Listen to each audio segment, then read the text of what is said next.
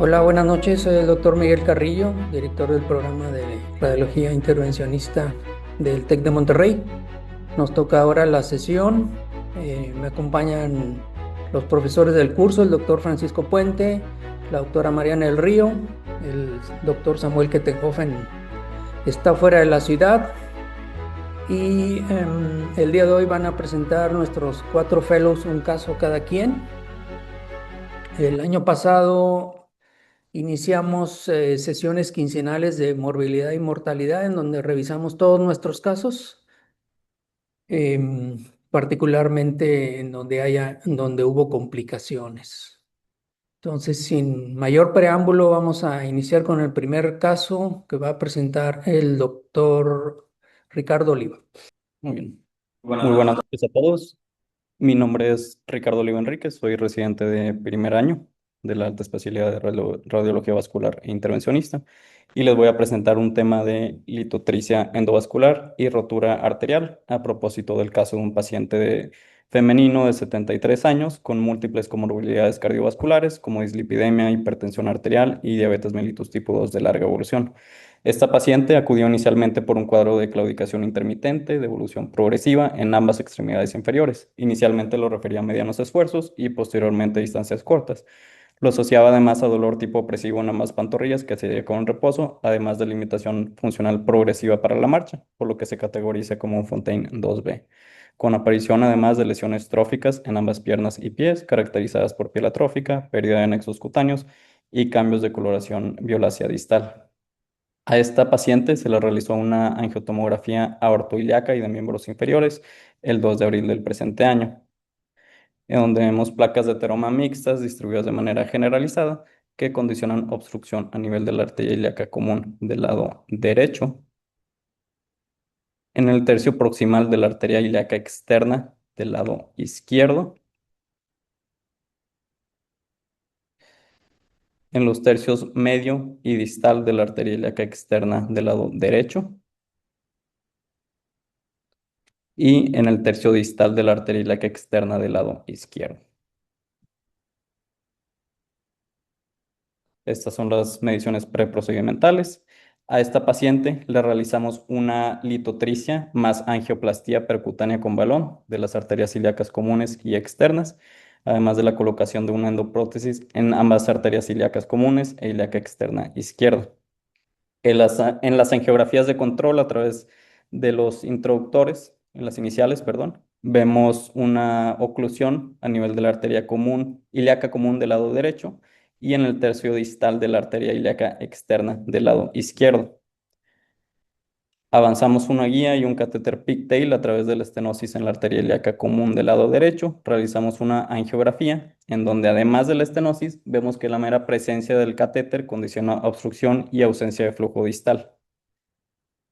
Dada la severidad de las calcificaciones, decidimos realizar una preparación del lecho arterial utilizando litotricia endovascular con un dispositivo Shockwave M5 4.5 por 60 milímetros en ambas arterias ilíacas comunes y externas. En la geografía de control del lado derecho, obtuvimos restauración del flujo a nivel de la arteria ilíaca común. Posteriormente realizamos una maniobra de crossover con un catéter Rubicon hacia la arteria ilíaca común izquierda y realizamos una angiografía en donde vemos ausencia de contraste o de flujo en la arteria ilíaca externa, por lo que decidimos realizar una plastía a través del introductor izquierdo utilizando un balón Ultraverse 6 por 150 milímetros, con el cual obtuvimos restauración de flujo a nivel de la arteria ilíaca externa. Posteriormente colocamos endoprótesis cubiertas BBX 8 por 59 milímetros utilizando maniobra de kissing stent. En la geografía de control vemos un adecuado posicionamiento y permeabilidad de ambos stents. Para el tratamiento de las lesiones en el tercio distal de la arteria ilíaca externa izquierda, posterior a la litotricia, decidimos realizar una plastía con balón Mosec 7 por 60 y colocar un stent Innova 7 por 60 milímetros. En las lesiones proximales de la ilíaca externa, decidimos colocar un stent EPIC 8 por 60 milímetros no cubierto con la finalidad de preservar el flujo hacia la arteria ilíaca interna y posteriormente realizamos una plastía con un balón Simpas Endo 35 8 por 80 milímetros, insuflándolo a una presión nominal de 8 atmósferas. Sin embargo, en la angiografía de control vemos una rotura a nivel de la arteria ilíaca externa izquierda. En este momento, la paciente presentó deterioro hemodinámico y posteriormente fibrilación auricular, por lo que fue necesario iniciar medicamentos vasopresores y realizar una cardioversión eléctrica sincronizada, logrando restauración del ritmo sinusal. Decidimos realizar una hemostasia mediante exclusión de emergencia utilizando una endoprótesis cubierta BBX 7 por 59 milímetros.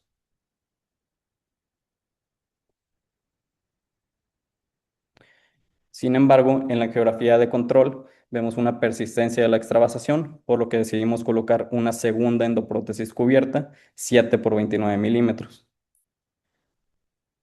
Realizamos dos angiografías de control en donde vemos resolución de la extravasación y preservación de flujo distal, por lo que dimos por terminado el procedimiento. La paciente recuperó estabilidad hemodinámica y fue destetada progresivamente de los medicamentos vasopresores. Vamos a ver una revisión del tema de litotricia endovascular con dispositivo Shockwave y de la rotura arterial como complicación de procedimientos endovasculares. El dispositivo de litotricia Shockwave se basa en el mismo principio físico que la litotricia urológica. Sin embargo, a diferencia de esta, utiliza cantidades de energía menores porque la fuente de litotricia se encuentra en estrecho contacto con las calcificaciones diana. Además, el objetivo no es pulverizar las placas, sino solamente fracturarlas o fragmentarlas. Para esto emite ondas de presión de alta energía durante periodos breves de tiempo, de aproximadamente un microsegundo, seguidas de ondas de presión de energía menor por un tiempo más prolongado, que tienen la finalidad de limitar el daño que se genera a los tejidos blandos circundantes. Para esto se colocan emisores a lo largo del catéter. En el caso de nuestro catéter, que fue un M5, este cuenta con 5 emisores, los cuales cuando se les envía una señal eléctrica generan una burbuja de vapor que se expande rápidamente generando la onda de presión inicial, y cuando colapsa esta burbuja genera ondas de presión secundaria. Estas actúan en el tejido cuando encuentra zonas de impedancia distinta, como la transición entre la matriz colagenosa de una placa y su componente calcificado. Las indicaciones para utilizar este dispositivo son la asistencia en la dilatación con balón de lesiones calcificadas. Hablando específicamente del catéter M5, este está diseñado para uso en arterias ilíacas, femorales, popliteas, infrapopliteas y renales, pero no está indicado su uso en arterias coronarias, arterias carótidas o en la circulación cerebral. Tampoco está indicado su uso cuando no podemos pasar una guía 0.014 a través de la lesión o para tratar reestenosis en stent. Los riesgos a los que sometemos a los pacientes en los que utilizamos este dispositivo son que presenten una alergia a algún componente del catéter o la generación excesiva de calor en el sitio de trabajo.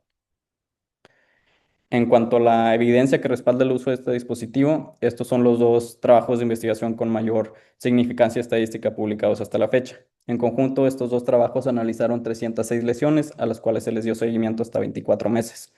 Los autores de estos artículos encontraron que el uso de litotricia con Shockwave conlleva una disminución en la incidencia de complicaciones, tanto de disección como de rotura, una mayor permeabilidad, ya que se encontró que el 74% de las lesiones tratadas con Shockwave permanecían permeables a los 2 años después del tratamiento, contra un 54% de lesiones tratadas con angioplastía convencional. También se ha descrito una presión de insuflación, disminución en la presión de insuflación necesaria y una disminución en la necesidad de postdilatación.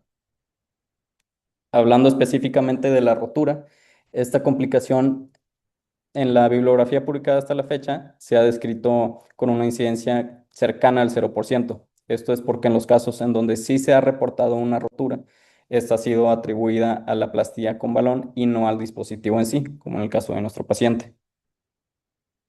Cuando hablamos de la rotura arterial como complicación de procedimientos endovasculares periféricos en general, tenemos una incidencia cercana al 0.8% y una mortalidad que asciende al 12%.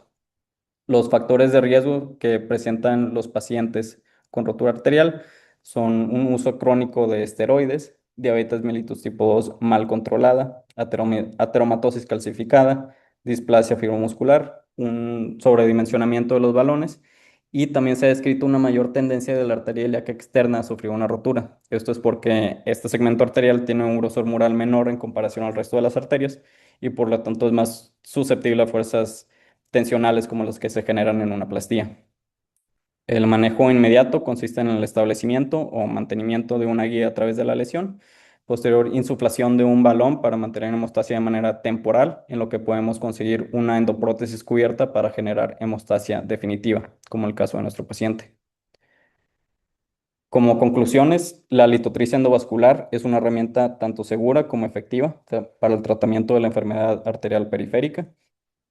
Debemos ser conscientes de las complicaciones que podemos llegar a generar con nuestros tratamientos o dispositivos, y es indispensable que antes de comenzar con nuestros casos estemos seguros que contamos con las herramientas necesarias para manejar las complicaciones posibles.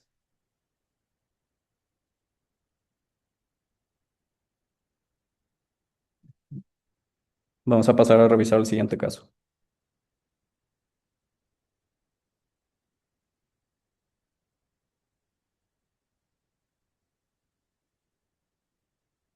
Buenas noches, yo soy el doctor Roberto Rodríguez Mosqueda, soy fellow de primer año de radiología intervencionista del Tecnológico de Monterrey y vamos a continuar la sesión viendo el rol de la radiología intervencionista en la hipertensión portal no cirrótica, esto a propósito de un tumor neuroendocrino pancreático.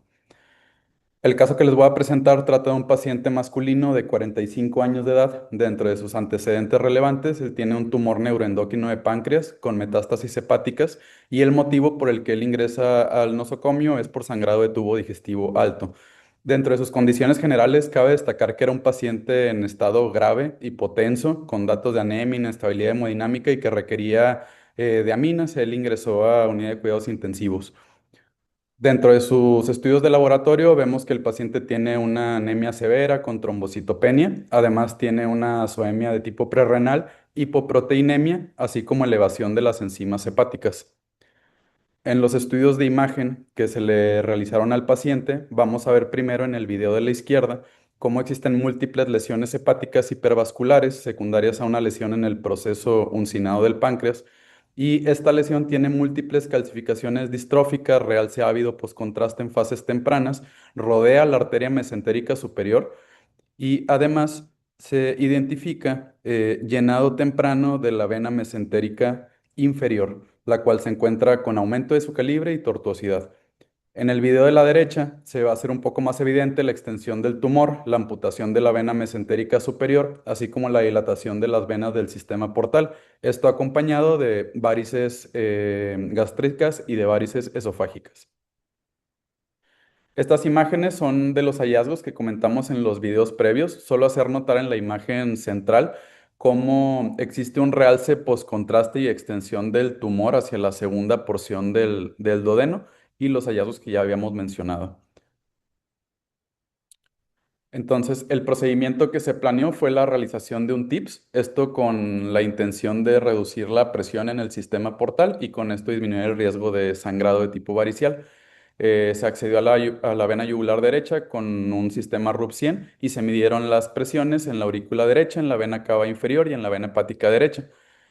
Considerando que el paciente tenía múltiples lesiones metastásicas hepáticas, utilizamos simultáneamente ultrasonido transabdominal e identificamos un radical de la vena porta derecha. Posterior al acceso del radical portal, avanzamos un catéter Pictel 5 French centimetrado y con este realizamos medición de la presión en la vena porta, la cual se encontraba en 30 milímetros de mercurio, y también aprovechamos para realizar la planación para colocar un stent viator. Se realiza un intercambio de guía y sobre ella también se avanza un balón de angioplastía 8x60. Se observa inicialmente pues, las cinturas aquí del parénquima hepático y se predilata el trayecto donde vamos a colocar el catéter. Colocamos un catéter stent viator controlado, 8 a 10 por 6 centímetros, y este mismo catéter lo dilatamos con el balón que utilizamos anteriormente de 8 milímetros. Con el mismo catéter realizamos un portograma observando adecuado flujo anterógrado y persistencia de las varices gastroesofágicas. Debido a que con el catéter que contábamos no podíamos acceder de manera selectiva a las varices que queríamos visualizar, avanzamos un microcatéter y una microguía con la cual corroboramos la persistencia y tortuosidad de las varices esofágicas y de las varices gástricas. A través del microcatéter se procede a embolizar las varices con múltiples coils Interlock y Azur, utilizando distintos tamaños, 4, 6, 8, 10 y 12 milímetros de distintas longitudes. Y posteriormente embolizamos con coils Interlock y con coils Wallaby, igualmente distintos tamaños y longitudes. Eh, Sin embargo, uno de los últimos coils de interlock que estábamos colocando tuvo una liberación dentro del catéter y este migra hacia la vena porta alcanzando las cavidades cardíacas derechas. Terminamos de colocar los coils y por último hicimos embolización con alcohol y con Helfom y también con fin de alcanzar metas de gradiente de presión, se hizo una posdilatación del stent viator con un balón de 10 milímetros, disminuyendo ahora la presión en la vena porta a 20 milímetros de mercurio. Regresando al tórax, vemos que el coil que previamente les mencioné que migró, ahora se ubica en la arteria pulmonar izquierda. Es por eso que nosotros utilizamos este dispositivo donde introducimos un lazo multilobulado de tipo Snare 6 French y primero lo recuperamos de la arteria pulmonar izquierda y posteriormente de la aurícula derecha, logrando extraer este coil que había migrado sin complicaciones. Ahí está pasando la última parte donde lo extraemos. Finalmente, se realiza un portograma identificando flujo anterógrado, ausencia de flujo en la mayoría de las varices gastroesofágicas y disminución significativa en el flujo en una de ellas, logrando pasar de un gradiente inicial de 24 milímetros a un gradiente postprocedimiento de 9 milímetros de mercurio. El paciente continúa como lo encontramos inicialmente, continuaba con vasopresores, sin embargo, al día siguiente se logra una extubación exitosa, tenía adecuada diuresis y sus signos se encontraban estables. Durante su internamiento, el paciente muestra una mejoría clínica y en sus laboratorios se retiran los vasopresores y no había datos de encefalopatía hepática. Además, se logró estabilizar la hemoglobina y no había evidencia de sangrado varicial. Tras 9 días de estancia intrahospitalaria, el paciente egresa para continuar con sus cuidados paliativos. Entonces, dando una revisión breve a la hipertensión portal no cirrótica, sabemos que será clínicamente significativa cuando supere los 10 milímetros de mercurio. En el caso específico de las causas prehepáticas, es importante destacar que el gradiente de presión venosa hepática permanece normal o casi normal. Además, la función de síntesis del hígado, así como su arquitectura histológica, suelen mantenerse. Les coloqué esta tabla de los distintos tipos y causas de hipertensión portal y centrándonos en las causas prehepáticas, vamos a considerar a la obstrucción extrahepática de la vena porta, a la trombosis de la vena porta o esplénica, a las fístulas arteriovenosas de la circulación esplácnica y a la esplenomegalia masiva como causas. Y les coloqué aquí en color rojo algunas de las cuales contaba en mayor o menor medida nuestro paciente. Entonces, dentro de las causas prehepáticas tenemos las que involucran la porción intrahepática, que corresponden con las presinusoidales, y tenemos las extrahepáticas, como en nuestro caso, que debido a las causas ya mencionadas, condicionaban hipertensión portal. En la fisiopatología, pues tenemos que la angiogénesis y la neovascularización del tumor neuroendocrino pancreático condicionan un cortocircuito mecánico directo al eje esplenoportal, causan hipertensión portal por hiperflujo. Este flujo anormal masivo hacia las venas del sistema portal eleva la tensión de la pared de las varices y con esto aumenta el riesgo de sangrado. Para concluir, el rol del tratamiento intervencionista utilizado crea un trayecto de baja resistencia para derivar el flujo esplácnico hacia la circulación sistémica, reduciendo el gradiente de presión y la fuerza hidrostática. La embolización TransTIPS tuvo la finalidad de ocluir las aferencias variciales gástricas y esofágicas, esto con el fin de excluir ese sitio anatómico de sangrado y además el empaquetamiento con coils impide que se redistribuya flujo hacia la mucosa digestiva y que el aclaramiento hemático se haga a través del TIPS. Entonces, como cualquier paciente, una adecuada planeación del procedimiento, así como el manejo de posibles complicaciones, seguramente mejorará los resultados de los pacientes. Gracias.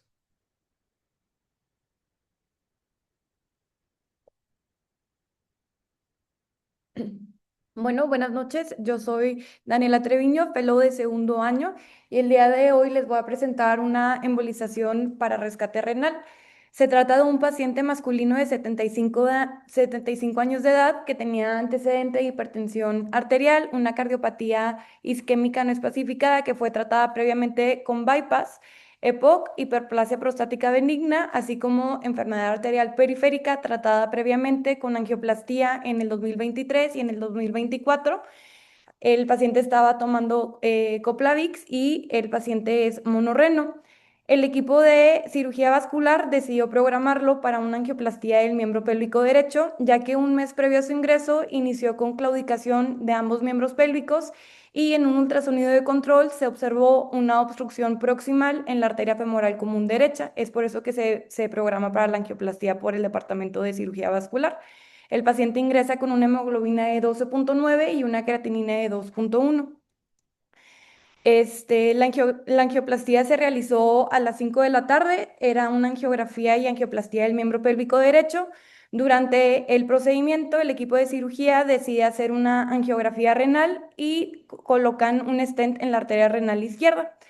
Posterior al procedimiento pasa a cuidados intensivos, en donde una hora después inicia con diaforesis, palidez, bradicardia, hipotensión y dolor en flanco izquierdo, por lo que se le solicita una tomografía en donde se evidencia un hematoma perirrenal, por lo que se nos interconsulta al departamento de radiología intervencionista y decidimos programarlo para una angiografía renal con probable embolización. Estas imágenes son del caso de la angiografía renal realizada por el Departamento de Cirugía Vascular, en donde realizaron una angiografía con CO2. Ellos reportan una estenosis del 80%, por lo que colocan el stent renal. Esa es la angiografía de control posterior a la colocación del stent renal. No tenemos más imágenes, pero comentaron que utilizaban una guía Advantage .014.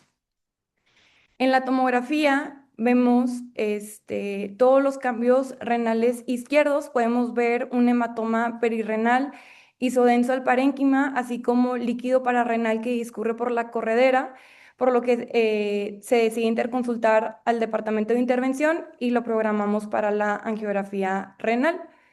En la angiografía renal se hace la angiografía renal, vemos dos sitios de sangrado, uno dependiente de una rama superior y un segundo sitio dependiente de una rama del polo medio. Decidimos ir primero por la rama superior, donde se coloca un coil. En la angiografía de control vemos como ya no hay extravasación del medio de contraste dependiente de esta rama, pero seguimos observando el segundo sitio de sangrado. Se decide hacer una cateterización selectiva de la rama, en donde en la angiografía nuevamente vemos la extravasación del medio de contraste.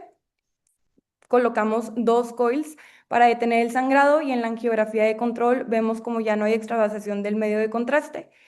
Se hace un nefrograma de control en donde observamos adecuada perfusión del resto del parénquima renal y vemos una compresión extrínseca sobre el riñón que es secundaria al hematoma perirrenal que ya habíamos observado desde antes.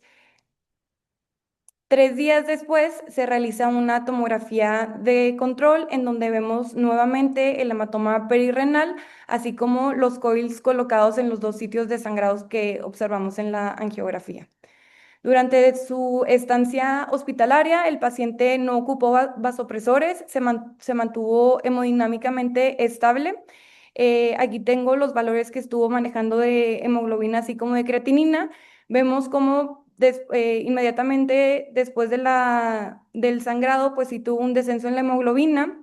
El tercer día vemos como la hemoglobina bajó a 7.7, fue cuando se le decide hacer la tomografía de control, donde vemos que el hematoma perirrenal pues no mostró una extensión significativa en sus dimensiones, por lo que se decidió seguir con un manejo conservador. Por parte de la creatinina vemos como pues el paciente tuvo una lesión renal que fue manejada por nefrología, logrando regresar a su creatinina basal, que era de 2.1. Aquí es cuando se decide el egreso del paciente. Actualmente el paciente está asintomático, estable. No tenemos imágenes de seguimiento, pero el paciente está estable. Entonces voy a darles yo una revisión de la hemorragia renal aguda. Nada más para comentar, pues la hemorragia renal aguda es una urgencia potencialmente mortal. Ahí se puede presentar en diferentes contextos, que ahorita lo vamos a revisar.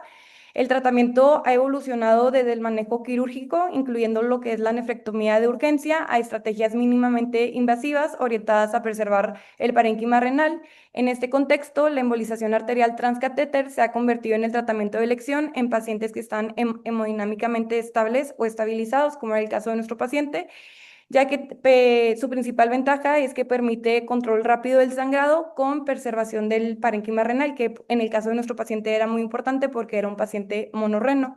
Dentro de las etiologías de la hemorragia puede ser secundario a un trauma renal, puede ser contuso o penetrante, una causa iatrogénica, que es normalmente lo que vemos después de procedimientos que nosotros realizamos, como es después de una biopsia renal percutánea, de una nefrostomía percutánea, de una ablación tumoral, o incluso pues después de una angioplastía, que es poco común, que ahorita lo vamos a revisar, o una causa no traumática, como puede ser secundaria a un tumor, como el angiomiolipoma, o de causa espontánea cuando el paciente tiene alguna coagulopatía o alguna vasculitis, entre otras causas.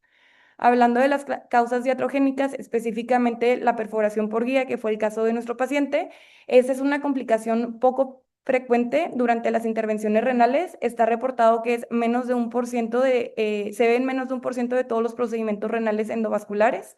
Y los factores predisponentes es que se utilicen guías hidrofílicas con baja retroalimentación táctil, guías rígidas de 0.014 para cruzar oclusiones, un avance distal inadvertido durante el intercambio de los catéteres, que sea una arteria tortuosa o una arteria renal pequeña con enfermedad aterosclerótica que la predispone a que se pueda perforar más fácil. Dentro de la clínica que va a presentar el paciente, pues es hematuria, dolor en flanco, puede presentar un descenso de la hemoglobina, un hematoma perirrenal o un choque hipovolémico.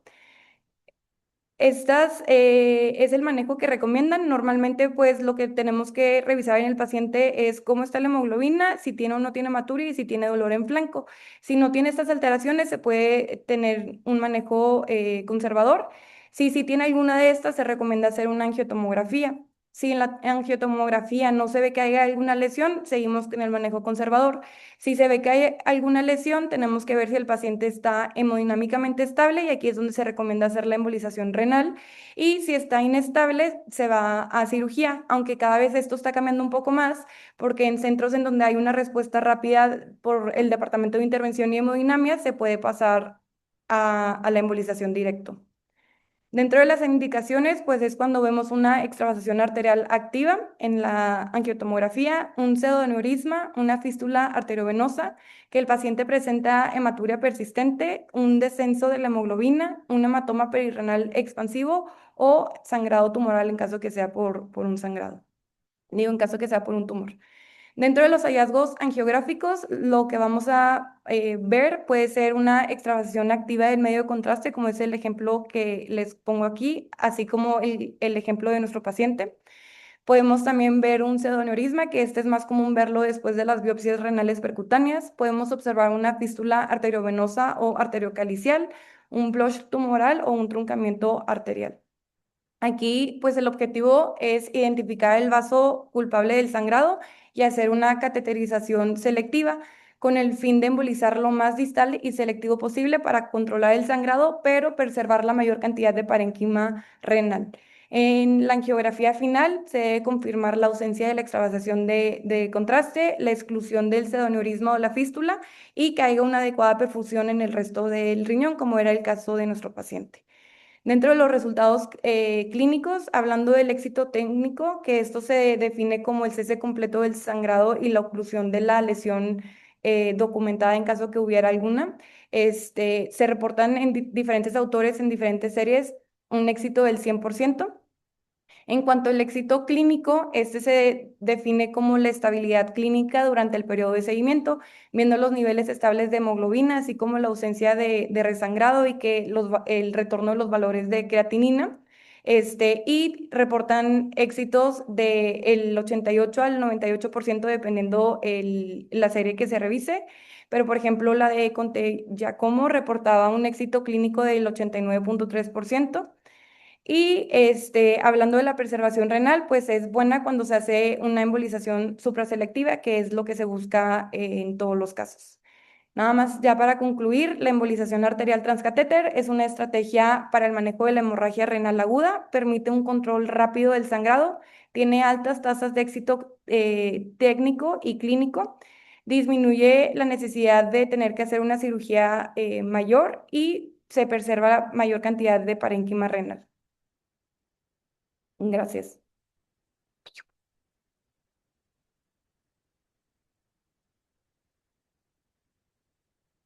Hola, buenas noches. Yo soy Anaís García, también fellow de segundo año. El día de hoy yo les voy a presentar un caso de trombectomía portal. Se trata de un masculino de 68 años con antecedente de hipertensión, diabetes tipo 2 y enfermedad renal crónica de larga evolución, trasplante cardíaco en 2015, trasplante pulmonar izquierdo en 2021, hepatopatía crónica diagnosticada en 2023 y trasplante renal en 2025, solamente 2 meses antes del internamiento que les voy a comentar. El día 8 de septiembre del 2025, el paciente ingresa a hospitalización con diagnóstico de colecistitis aguda, más sepsis, más cirrosis hepática descompensada, Child-Pugh-C, con un MEL sodio de 31. Al día siguiente, el día 9, en un ultrasonido de control, se observó trombosis parcial de la vena porta. Ese mismo día, nosotros le realizamos una colecistostomía percutánea. Solicitamos una resonancia magnética para evaluar la extensión del trombo y como pueden ver, el trombo ocluía la vena porta izquierda y se encontraba con un compromiso mayor del 50% de la luz portal con extensión hacia la vena mesentérica superior, con un diagnóstico de trombosis venosa portal grado 2 de la clasificación de Yerdell. Es importante aclarar que para este momento no existían estudios previos que permitieran determinar con certeza la cronicidad de esta trombosis. En el caso de las trombosis portales, ¿qué objetivos de tratamiento existen y qué tipos de tratamiento podemos ofrecer a los pacientes? Bueno, en los objetivos de tratamiento vamos a considerar la temporalidad del trombo. En el caso de trombosis con diagnóstico reciente o menor a 6 meses, los objetivos de tratamiento son la prevención de la isquemia mesentérica y el desarrollo de la hipertensión portal, preservar la permeabilidad de la vena porta y permitir trasplante hepático posterior. En caso de la temporalidad crónica o mayor a 6 meses, los objetivos del tratamiento son mejorar la probabilidad de ser candidato a trasplante hepático y el control de la hipertensión portal sintomática. ¿Qué tipos de tratamiento podemos ofrecer? Bueno, la base para este padecimiento es el farmacológico con los anticoagulantes. Sin embargo, también se puede ofrecer tratamiento quirúrgico y endovascular como estrategias para preservar la permeabilidad portal.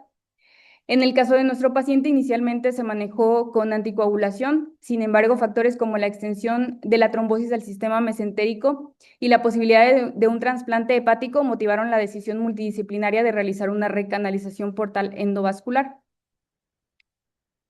¿Qué tipo de tratamientos puede ofrecer radiología intervencionista?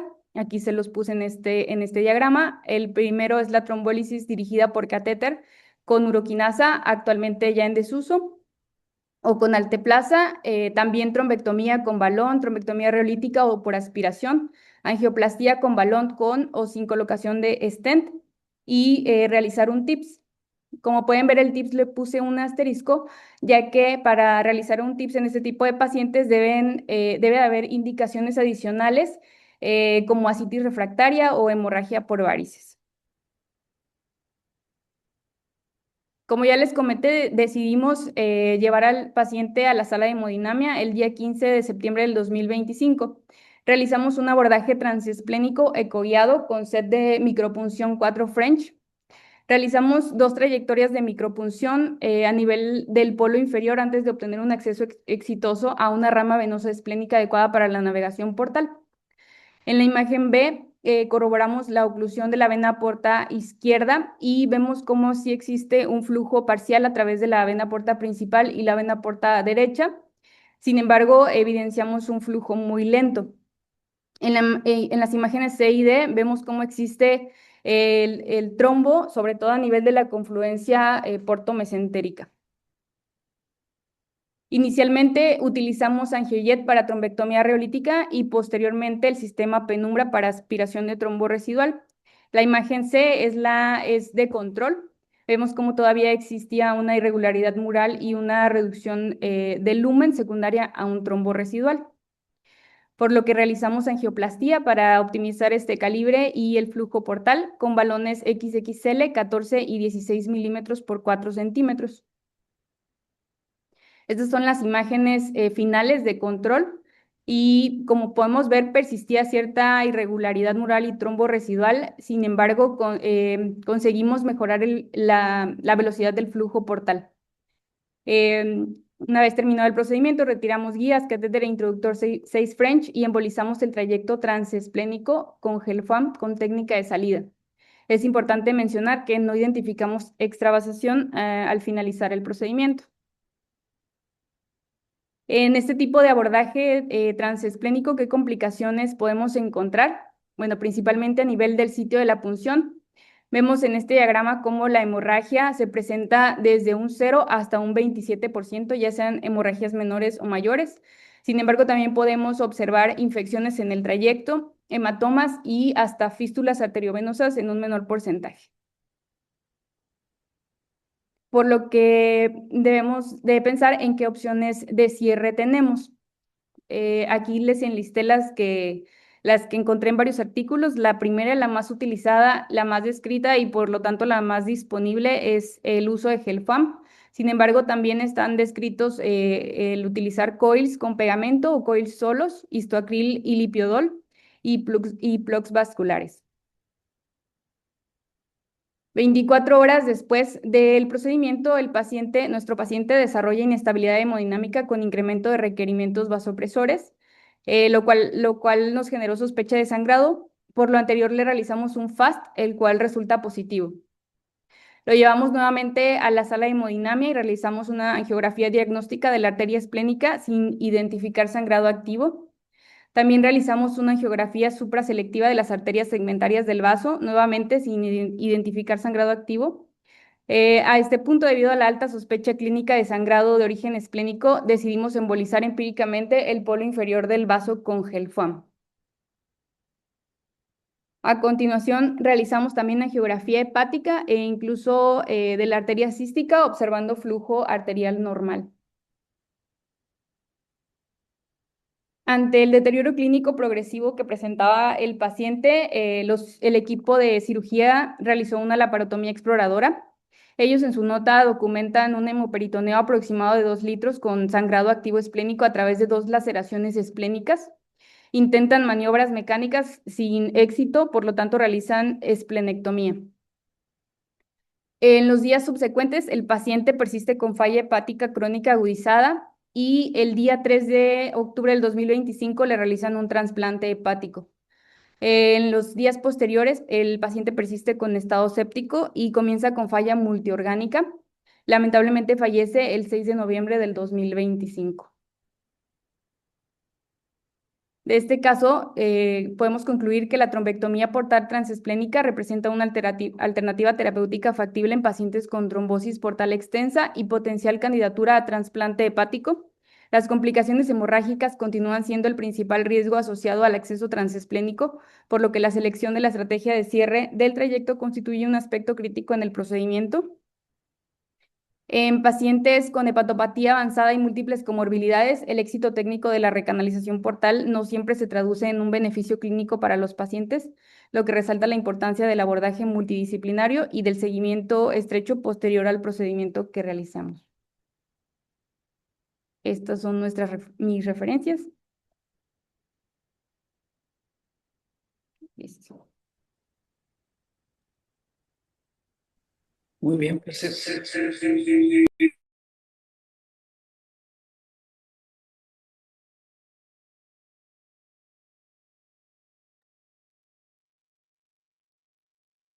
Bueno, pues esos son los casos. Podemos abrir una sesión de comentarios y preguntas.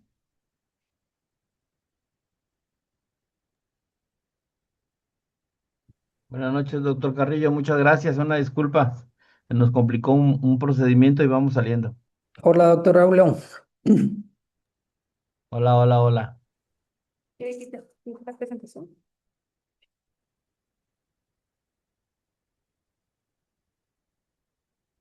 Ok,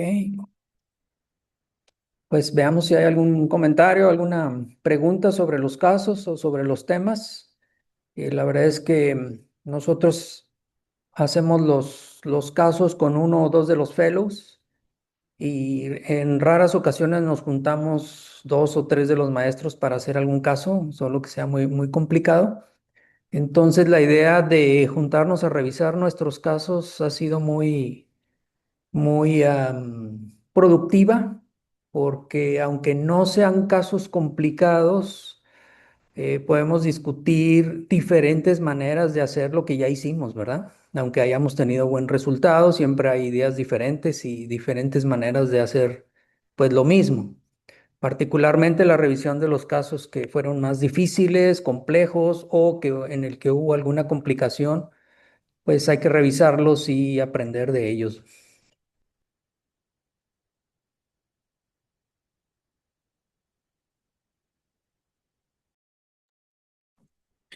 Hola a todos, buenas noches. Aquí saludándoles desde Mérida. Excelentes casos, muy, muy bonitos, muy didácticos. A felicitar a los expositores. Se ve que le dedicaron tiempo para armarlos y exponerlos muy bien.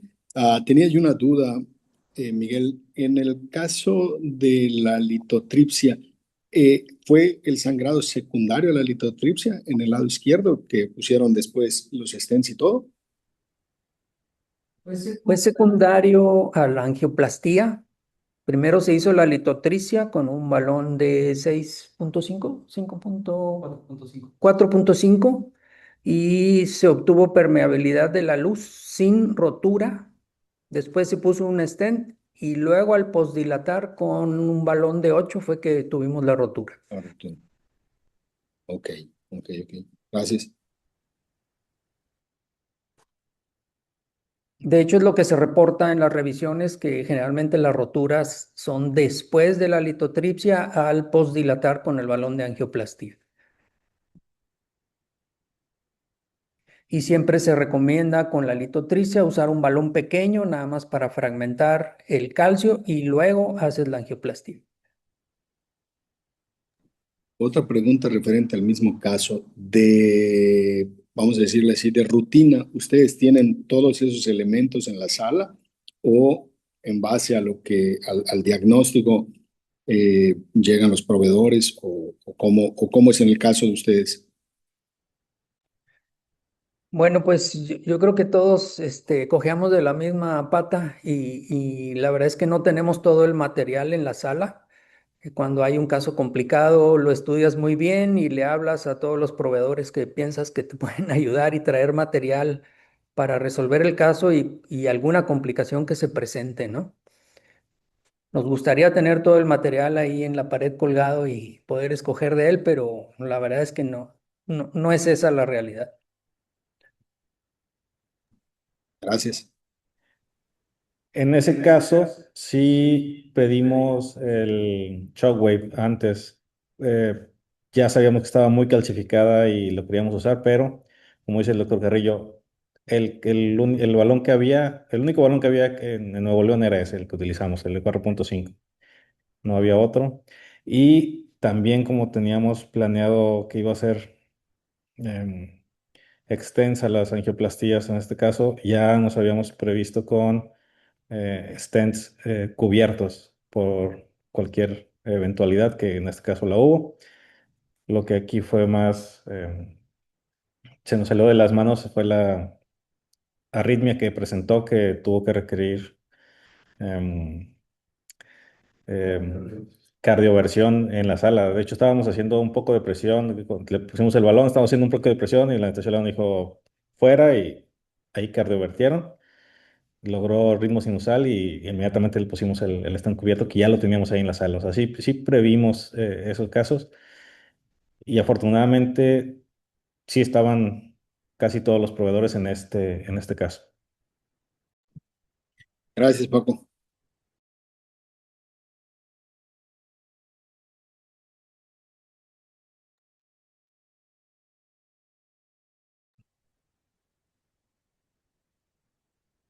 otro comentario o pregunta?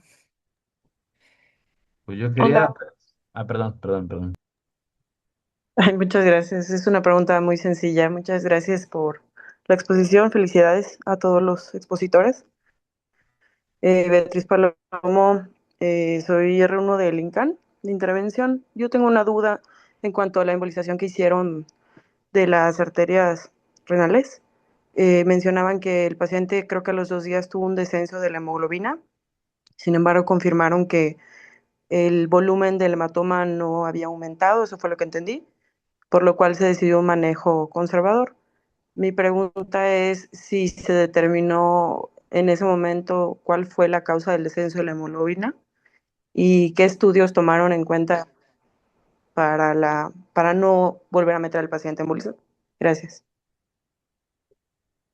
El paciente estaba hemodinámicamente estable, únicamente hubo ese laboratorio que bajó a 7.7, pero por todo lo demás el paciente estaba asintomático, iba realmente mejorando, ya no tenía vasopresores y no aumentó, incluso sí se veía un poco menos grande el hematoma, por lo que se decidió manejo conservador.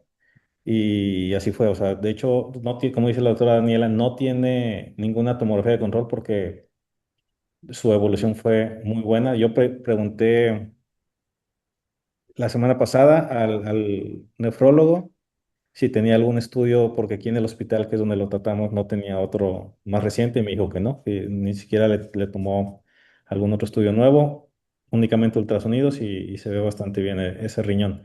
Pero pues no operamos el laboratorio, operamos al paciente y incluso al día siguiente ya estaba la hemoglobina en 9 otra vez. Entonces probablemente fue un laboratoriazo.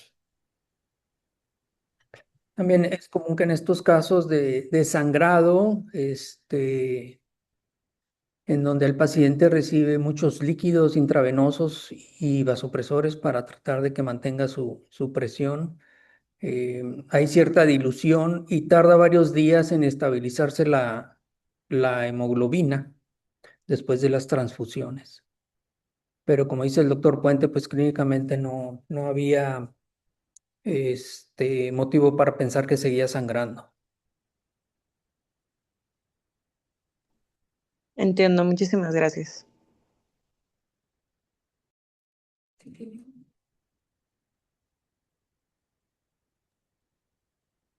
Yo en el último caso hicieron un abordaje transesplénico que fue el que hubo la hemorragia, ¿no? Correcto. Y a pesar de la angiografía no se vio ningún sitio de hemorragia. Hicieron una embolización a ciegas, por decirlo así. Así es. En ese caso estuvo el doctor Kettenhofen, que no está aquí ahorita, pero efectivamente en la geografía no vieron un sitio de sangrado activo. Embolizaron el polo inferior del vaso, que fue por donde hicieron el acceso transesplénico, pensando que podía venir de ahí. Entonces fue algo empírico. Como días antes le habían puesto a este paciente una colecistostomía, también hicieron la angiografía hepática y de la arteria cística, en donde tampoco se evidenció sangrado.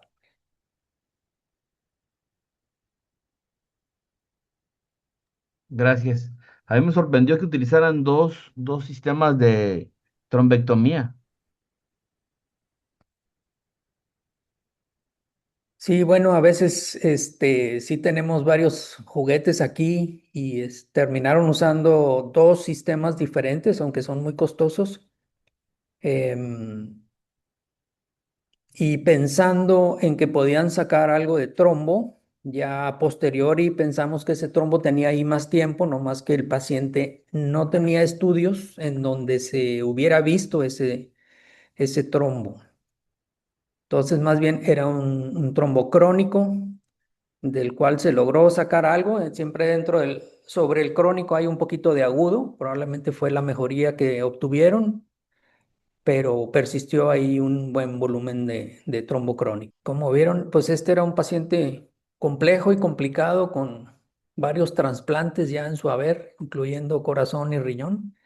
Y ya nomás le faltaba el hepático. También de pulmón creo que comentaron. Pulmón también, sí. Pues de parte del área de enseñanza, doctor Carrillo y doctor Francisco Puente, médicos residentes que participaron, la verdad, muchísimas gracias, casos muy interesantes. Les quiero pedir, por favor, si nos pueden enviar su nombre completo para las constancias que le pediremos el favor a Leonardo que realice y muy bonitos casos. Muchas gracias.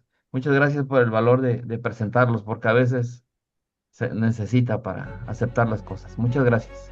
Claro, muchas gracias, Saulo. La verdad es que creo que podemos aprender bastante de nuestros casos y nuestras complicaciones y pues hay que mostrarlas, ¿verdad? Gracias a todos por su presencia y buenas noches. Buenas noches.